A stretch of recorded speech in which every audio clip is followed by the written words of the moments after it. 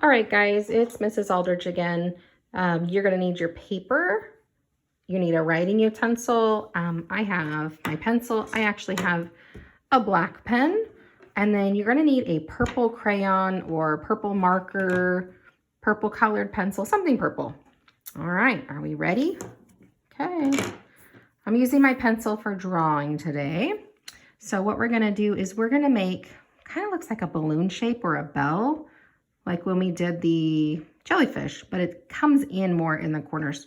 So this is what I do. I go up, kind of tall at the top, and then I come back down, almost like you're gonna make an oval, but you don't. So it looks something like this. I'll make it a little bit darker too, so you can see the shape of it. To me, it looks like a balloon. You see that? Okay, so once you have that piece, what I want you to do is we're gonna come down here at the tip and we're just gonna make like a wiggly line and it's gonna go up. So we're gonna go wiggle, wiggle. And we'll do the same thing on the other side. Wiggle, wiggle. Kind of looks like some arms going, ah.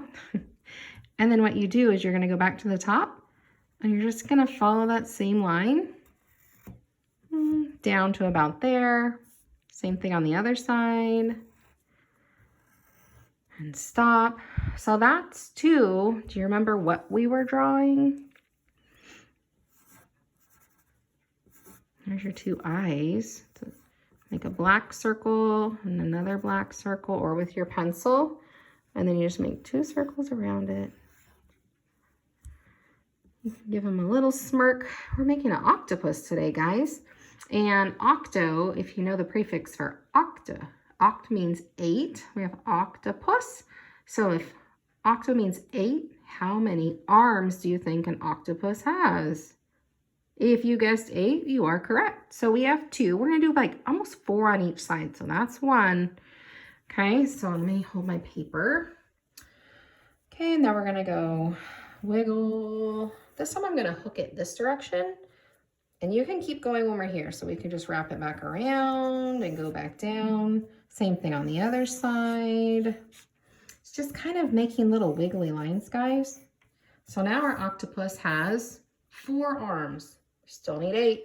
This time I'm going to bring it straight down. But you just don't want them straight lines. So whatever you can do to make it kind of wiggly. Maybe I'll go like that this time. Back around this direction. That one looks good. So that's 1, 2, 3. Go back over here. Let's bring this one in a little bit more. Okay, now we're going to go the same thing. That one's kind of short, huh? It's okay. 1, 2, 3, 4, 5, 6. We need 2 more. So let's bring this one. Maybe we'll go this way with it. Okay, 1 more.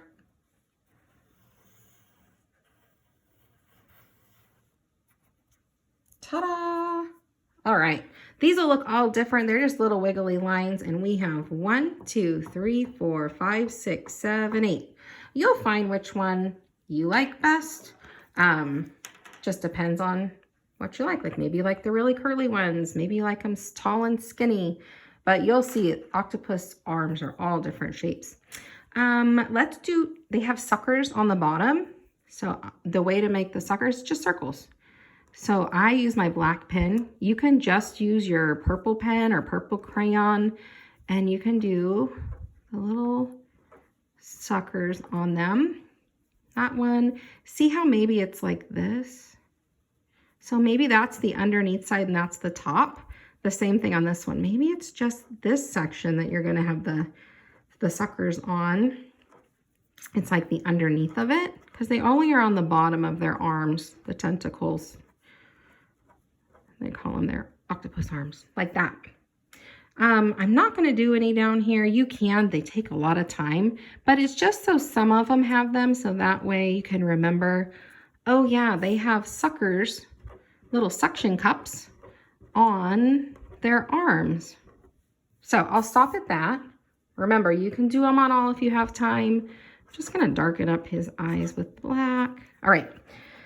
Now what I want you to do is with your purple, I'm gonna have you, whatever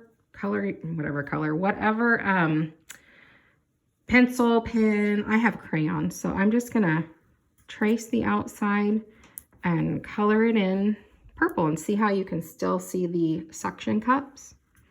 That's why I said if you used a pen, it would show up easier. Because sometimes, like watch, if I did a purple crayon and then I go and color over the top, do you see how you can't really see it anymore? That's why I say if you use a black marker, it shows details really nicely. Another trick that I taught in my class, they might remember, is tracing what you drew. So I kind of push hard and I trace what I drew, and then I go back and color it in. It kind of works like a wall, you guys, where when you start coloring, it kind of blocks you from going out that direction. So you stay in the lines nicely, but you don't have to. This is just a technique that Mrs. Aldridge does. So I trace the outside and then I color it in. And this part will take a while. So just try your best. If you have to stop, you know, you drew the octopus and you want to color it in later, it's fine. Maybe you just colored the head for now. And then when we go to the writing piece, you can write and then come back and color in the rest of it. Because I know coloring does take a while. So I am actually going to stop. Imagine that. Miss Aldridge is not going to finish. You'll see my finished piece tomorrow when we grab it again, or actually on Thursday. So just imagine this guy is all colored in. Okay. So see, Miss Aldridge is just going to stop. So I don't want to rush and it look all sloppy. Okay. Now you need your pencil for the writing. And today what we're going to be writing is, the octopus is purple. Good writers, remember what they do. Miss Aldridge is having trouble with her helper hand. Helper hand on the side, okay? Just to hold your paper, because if not, you've seen what Miss Aldridge does. It moves all around, and it's really a good idea to have it stationary so it sticks to the, you know, whatever you're writing on. Okay, so we're going to start with an uppercase T for the side, or the, or the, however you've been taught. Uppercase T, lowercase h, stick with a bump. Make sure that bump goes between the dotted line and the bottom line, and then lowercase e with the magic C. All right, the finger space. Once you get used to finger spacing, you won't have to put your finger there. I don't recommend putting your finger, like your other finger there, and trying to write with your finger in the way. It's too much. Put it down and kind of take a snapshot, go click. You can kind of see where that finger would be, and then you're just going to write the O, how you imagined your finger was right there. So you don't need to keep your finger there to write it. So we have aw, k, t, o. Look at, in this word, we have the vowel O saying its short sound and its long sound.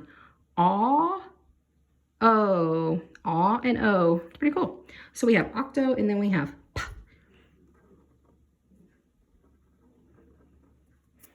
Notice how it goes to this line and stops, and then it starts at the dotted line. That's one of those low letters. And then s. The octopus is finger space, lowercase I, lowercase s. And then what color are we coloring him today? Purple. P-U-R-P-L-E, purple. Remember our color song? P-U-R-P-L-E.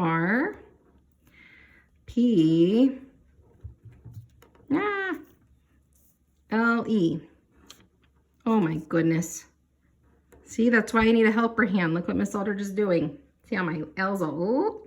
And then what do we need at the end of our sentence? We have the octopus is purple. Now what? Punctuation, boys and girls. So we need a period to stop our sentence. Perfect, easy sneezy. He is a hard creature to draw, but I actually think kindergartners draw them better than adults. So I can't wait to see what yours look like. And remember, these should not be perfect. We're not getting frustrated and crying. If you just make a line, that's fine. Just draw some circles on the line and then color them in purple. I'm gonna go back and color mine, so I will see you next time.